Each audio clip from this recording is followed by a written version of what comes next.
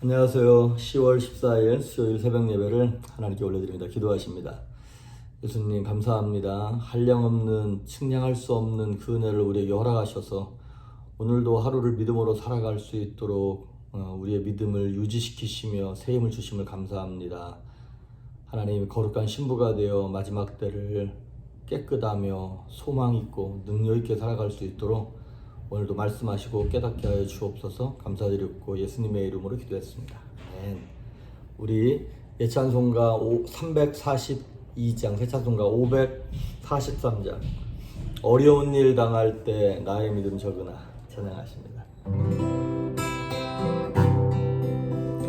어려운 일 당할 때 나의 믿음 적으나 의지하는 내 주를 더욱 의지합니다. 세월 지나갈수록 의지할 것뿐일세. 무슨 일을 당해도 예수 의지합니다. 성령께서 내 마음 밝히 비춰주시니 인도하심 따라서 주만 의지합니다. 세월 지나갈수록 의지할 것뿐일세. 무슨 일을 당해도 예수 의지합니다. 밝을 때의 노래와 어두울 때의 기도로 위태할 때 도움을 주께 간구합니다. 세월 지나갈수록 의지할 것뿐일세. 무슨 일을 당해도 예수 의지합니다. 생명 있을 동안에 예수 의지합니다. 천국 올라가도 의지할 것뿐일세. 세월 지나갈수록 의지할 것뿐일세. 무슨 일을 당해도 예수 의지합니다. 아멘. 오늘 우리에게 주시는 말씀은 마태복음 2장입니다. 2장 13절에서 23절. 우리가 지금 대충 보는 마태복음을 보고 있는데 2장 1절부터 12절을 봐야 되는데 우리가 크리스마스 때나 성탄절에 너무 많이 봐서 이거는 나중에 그때 절기 때 보도록 하고 오늘은 2장 13절 마태복음 2장 13절에서 23절까지 봉독해 올립니다. 그들이 떠난 후에 주의 사자가 요셉에게 현몽하여 이르되 헤롯이 아기를 찾아 죽이려 하니 일어나 아기와 그의 어머니를 데리고 애굽으로 피하여 내가 내게 이르기까지 거기 있으라 하시니 요셉이 일어나서 밤에 아기와 그의 어머니를 데리고 애굽으로 떠나가 헤롯이 죽기까지 거기에 있었으니 이는 주께서 선지자를 통하여 말씀하신 바 애굽으로부터 내 아들을 불렀다 함을 이루려 하심이라. 이에 헤롯이 박사들에게 속은 줄 알고 심히 노하여 사람을 보내어 베들레헴과 그 모든 지경 안에 있는 산의 아이를 박사들에게 자세히 알아본 그때를 기준하여 2살부터 그 아래로 다 죽이니 이에 선지자 예레미야를 통하여 말씀하신 바 라마에서 슬퍼하며 크게 통곡하는 소리가 들리니 라헬이 그 자식을 위하여 애곡하는 것이라. 그가 자식이 없으므로 위로받기를 거절하였도다 함이 이루어졌느니라. 헤롯이 죽은 후에 주의 사자가 애굽에서 요셉에게 현몽하여 이르되 일어나 아기와 그의 어머니를 데리고 이스라엘 땅으로 가라. 아기의 목숨을 찾던 자들이 죽었느니라 하시니 요셉이 일어나 아기와 그의 어머니를 데리고 이스라엘 땅으로 들어가니라. 그러나 아켈라오가 그의 아버지 헤롯을 이어 유대 임금됨을 듣고 거기로 가기를 무서워하더니 꿈에 지시하심을 받아 갈릴리 지방으로 떠나가 나사렛이라는 동네에 가서 사니 이는 선지자로 하신 말씀에 나사렛 사람이라 칭하리라 하심을 이루려 함이러라. 아멘. 오늘 말씀의 제목은 예언을 성취하는 성도, 예언을 성취하는 성도라고 하는 제목으로 말씀 전합니다. 자, 우리가 보지는 않았습니다만 2장 앞부분에 보면 동방박사들이 아기 예수께 와서 절하고 선물을 드리고 그러면서 아주 되게 영광스러운 시간이 지났습니다. 그 영광스러운 시간이 딱 지나자마자 뭐가 닥치냐면 냉혹한 현실이 닥치는 거예요. 그렇습니다. 성도는요, 막 은혜 받은 그 자리, 그 순간에만 머물 수 없습니다. 영광의 시간에만 우리는 머물 수 없습니다. 은혜 받았으면 우리는 꼭 필히 냉정한 현실로 돌아와야 합니다. 뭐 선교를 갔다 왔다, 수련회를 갔다 왔다, 아니면 뭐 주일날 은혜를 받았다. 그러면 딱 돌아오면, 집으로 돌아오면 여전히 변하지 않는 남편과 아내가 있고요. 속썩이는 자녀들이 있고요. 여전히 연약한 내 육체의 모습을 우리가 직시해야 됩니다. 그렇지 않고 자꾸 그런 걸 피하면 현실 도피가 되어서 맨날 그 은혜 받는 자리에만 있으려고 그래요. 마치 예수님과 3명의 제자들이 변화산에 올라가서 모세와 엘리야를 보면서 예수님 여기가 좋사오니 여기에 있읍시다라고 얘기한 거랑 똑같게 되는 거예요. 아니다. 예수님 말씀하시는 거 내려가자. 내려갔더니 무슨 사건이 기다리고 있습니까? 귀신 들린 아이를 쫓아내지 못하는 9명의 제자들이 막 뒤제비를 하고 있는 거예요.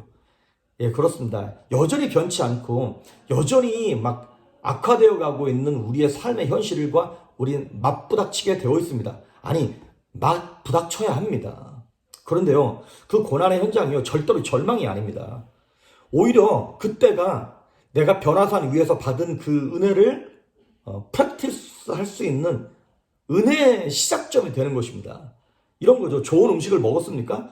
그러면 그 좋은 음식을 먹고 내가 힘을 쓸 수 있는 현장이 우리 앞에 펼쳐지는 것이죠. 자, 이제 동방박사들이 떠나고 난 다음에 무슨 사건이 일어나냐면 천사가 나타나서 빨리 애굽으로 피난하라는 거예요.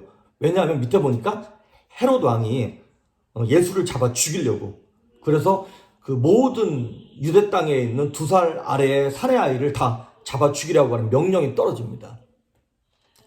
자, 이 고난의 현장 가운데서 하나님의 은혜가 시작된다고 말씀드렸죠. 어떻게 시작되는 거냐면 이제 그 음성의 순종함으로 말미암아 하나님의 인도하심과 보호하심을 직접 온몸으로 체험하는 거예요. 어떻게? 천사가 얘기하기 시작합니다. 구체적으로 아주. 도망가라. 어디로 갈까요? 애굽으로 도망가. 그럼 언제까지 거기 있어야 되는 겁니까? 헤롯이 죽기까지 거기 있으라는 거예요. 그런데 헤롯이 뭐 언제 죽을지 알아요. 하지만 참 요셉이 훌륭한 게 이거예요. 이 말씀에도 순종하는 거예요. 그래서 마리아와 아기 예수를 데리고 생전 가보지도 않았던 애굽으로 이제 피난 가는 것이죠. 요셉은 이 상황을 다 이해할 수 없었어요. 그런데 어제도 말씀드렸던 것처럼 정말 속이 답답하고 속 탈 때 믿음으로 행동했던 것처럼 여전히 말씀을 붙잡고 순종합니다. 모든 상황을 다 이해하지 못했지만 순종했을 때 어떤 결과가 나타났냐? 성경의 말씀들이, 구약에 예언되었던 말씀들이 요셉의 순종으로 말미암아 이루어지기 시작하는 거예요. 이게 너무나 놀라워요. 요셉이 애굽으로 이제 피난 가죠. 도망가죠. 근데 그것은 구약에 나와 있던 야곱이 식구들을 데리고 애굽으로 들어가는 것과 똑같은 오마주 같은 그런 모습을 우리에게 보여주고 있어요. 그런데 요셉이 들어간 사건이요, 15절 보십시오. 헤롯이 죽기까지 거기 있었으니 이는 주께서 선지자를 통하여 말씀하신 바. 어떤 선지자? 거기 니은 그래놓고 관주를 달았죠. 호세아 11장 1절. 호세아 선지자가 구약 성경에 예언했던 말씀을 이루기 위하여 애굽으로 보냈다는 거예요. 11장 1절에 뭐라고 쓰였냐면 이렇게 나와 있어요. 호세아 11장 1절에 이스라엘이 어렸을 때에 내가 사랑하여 내 아들을 애굽에서 불러냈거늘. 이거는 1차적으로는 과거에 일어났던 사건. 이스라엘 백성들을 야곱을 통하여 요셉을 통하여 애굽에 넣었다가 모세를 통하여 출애굽시켰던 그러한 사건을 딱 명시하면서 앞으로 일어날 사건, 메시아를 보낼 텐데 메시아를 애굽에서 내가 불러낼 거야 라고 하는 예언의 말씀을 이루기 위하여 이 요셉과 마리아와 이 가족들을 애굽에 보내셨다는 거예요. 이 구약의 예언을 거기서 15절을 보니까 애굽으로부터 내 아들을 불렀다 함을 이루려 하심이라. 그러니까 요셉의 순종으로 말미암아 하나님은 성도를 통하여 구약에 나와 있는 예언들 그리고 신약에 나와 있는 예언들을 저와 여러분으로 하여금 이루게 하신다는 거예요. 그리고 또 참 재밌는 게 하나님의 성도들은 성도들의 모습, 순종하는 모습을 통하여 성경 말씀을 이루고요.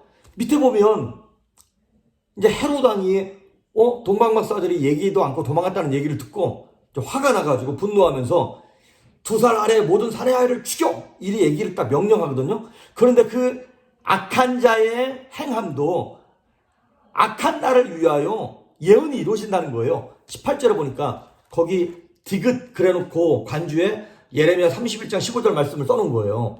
어떤 예언이냐? 라마에서 슬퍼하며 크게 통곡하는 소리가 들리니 라헬이 그 자식을 위하여 애곡하는 것이라. 그가 자식이 없으므로 위로받기를 거절하였도다. 이 말씀은 무슨 말씀이냐면 라마에서 크게 통곡하고 애곡하는 그 구약의 예언의 말씀이 예수님 이 아이가 태어난 사건으로 말미암아 헤롯 왕이 2살 아이의 모든 아이를 죽여라고 하는 그 비극의 사건도 악한 자 헤롯을 통하여 하나님의 말씀이 예언의 말씀이 예레미야를 통한 예언의 말씀이 성취되게 하시겠다라고 하는 것이죠. 그리고 또 하나 재밌는 것이 뭐냐면 뒷부분에 가면 이제 헤롯 왕이 죽습니다. 그래서 이제 다시 돌아가. 그래서 천사가 얘기합니다. 그런데 돌아오긴 돌아오는데 그 베들레헴이나 예루살렘 쪽으로 못 도망가고 그 아들 헤롯 아켈라오가 왕이 됐다는 얘기를 듣고 어디로 가냐면 저 갈릴리 쪽. 거기는 사실 원래 요셉과 이쪽 사람들의 있던 그런 위치가 아닌 거거든요. 그런데 그쪽으로 하나님이 보내시는 거예요. 왜 그랬냐? 거기 23절 보십시오. 나사렛이란 동네에 가서 사니 이는 선지자로 하신 말씀에 나사렛 사람이라 칭하리라 하심을 이루려 하십니다. 그리고 거기 기억 그래놓고 관주를 달았죠. 어디? 이사야서 11장 1절. 이사야 선지자가 얘기한 메시아는 어디 출신이라는 거야?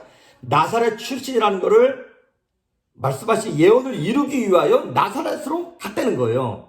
자, 그런데 거기 이사야서 11장을 보면 나사렛이란 말이 안 나와요. 그래서 많은 사람들이 이거 성경 이거 엉터리 아니냐, 이거 안 맞지 않냐 이렇게 말씀하시는 분들이 계세요. 그런데 여기는 두 가지 많은 학설이 있지만 두 가지 학설이 있어요. 첫째는 뭐냐면 이렇게 기술적인 예언이 있는가 하면 손으로 쓴 구술적인 예언이 있다는 거예요. 그러니까 앞으로 메시아가 나면 베들레헴에서 태어나고 나사렛에서 자랄 거라고 하는 그 구술적 예언이 있었다는 거예요. 그러니까 성경을 잘 알고 이스라엘의 역사를 잘 아는 사람들은 이 당시의 사람들은 그걸 알고 있었다는 것이죠. 그래서 그것이 구술적으로 전해지면서 나사렛 동네에서 이 메시아가 날 것이다라고 하는 나사렛 사람이라고 하는 그 예언을 이뤘다는 그 학설이 있고요. 또 하나는 뭐냐면 이사야서 53장을 보면 메시아의 탄생 요건이 흠모할 만한 것이 없고 외모로 보나 가문으로 보나 뭘로 보나 이게 좀 부유하지도 않고 가난하고 막 비천하게 오실 거라는 거예요, 메시아가. 그래서 나사렛이라고 하는 그 대명사가 약간 이방 땅에 붙어 있고 되게 가난하고 멸시받는 동네의 대명사인 거예요. 되게 초라한. 그래서 그 나사렛에서 그 보잘것없는 동네에서 메시아가 날 것이다라고 하는 어떤 의미적인 성취, 예언의 성취를 이루기 위하여 나사렛이라고 하는 동네에 가서 살았다는 것을 얘기하는 것입니다. 그래서 어쨌든 오늘 이렇게 쭉 보시면 거기 나와 있는 것들은 호세아 예언, 예레미야 예언, 이사야 예언, 이러한 예언의 말씀들을 그 요셉과 마리아, 예수님의 가족들이 이루면서 살아가는 거예요. 자, 그러면 요셉과 마리아는 그렇지, 내가 지금 애굽으로 돌아가니까 구약의 예언의 말씀을 이루는 거지 뭐 이러면서 갔을까요? 아니라는 거예요. 그냥 하루하루 하나님이 하시는 말씀에 순종하면서 어렵지만 힘들지만 막 순종하면서 갔을 때 나도 모르는 사이에 구약 성경에 나오는 예언의 말씀을 이루면서 살아가고 있었다라고 하는 것이죠. 여러분, 구약에 보면 다윗이 이런 거죠. 하나님은 다윗에게 약속하시고 말씀하셨어요. 네 라인을 통해서 메시아가 올 거라고. 그럼에도 불구하고 다윗이 맨날 하루하루 살면서 내가 뭐 압살롬이 있고 뭐 누가 있고 뭐 암논이 있고 막 여러 아들들이 있잖아요. 그럼 다윗이 그 아들들을 보면서 도대체 어느 녀석을 통해서 메시아가 태어날 건가 이러면서 살았을까요? 아니요. 그냥 다윗은 하루하루 하나님을 찬양하면서 범죄하면 다시 회개하고 막 성전 짓고 싶은데 하나님 못 짓게 하면 아쉽지만 알겠습니다 순종하고 이러면서 그냥 사는 거예요. 근데 나중에 그 인생이 다 마무리되고 끝나고 난 다음에 하나님이 평가하시기를 저는 내 마음에 합한 사람이다라고 하는 평가를 들으면서 메시아의 조상으로서의 삶을 멋지게 살아났던 것이죠. 바울도 마찬가지입니다. 예수님께서 부활하시고 난 다음에 승천하시면서 땅끝까지 이르러 내 복음을 전하라 그러고 예수님이 하늘로 올라가셨어요. 그러면 사도 바울이 그렇지, 예수님께서 땅끝까지 복음을 전하라 그랬으니까 이걸 들고 무조건 땅끝으로 가야지 막 이러고 애썼을까요? 모르겠어요. 그랬을 수도 있겠지만 바울은 맨날 이렇게 살았어요. 뭐 땅끝을 생각한 것이 아니라 어떻게 해서라도 한 사람에게 더 복음을 전하고 이 복음을 들어오지 못한 나라로 가기 위해서 1차 전도회, 2차 전도회, 3차 전도회, 또 로마로 가야지 이러면서 삶으로 말미암아 땅끝까지 복음을 전하기 위한 하나님의 말씀을 하루하루 나도 모르는 사이에 예언의 말씀들을 하나님이 하신 말씀, 예수님이 하신 말씀 이루며 살았다는 것이죠.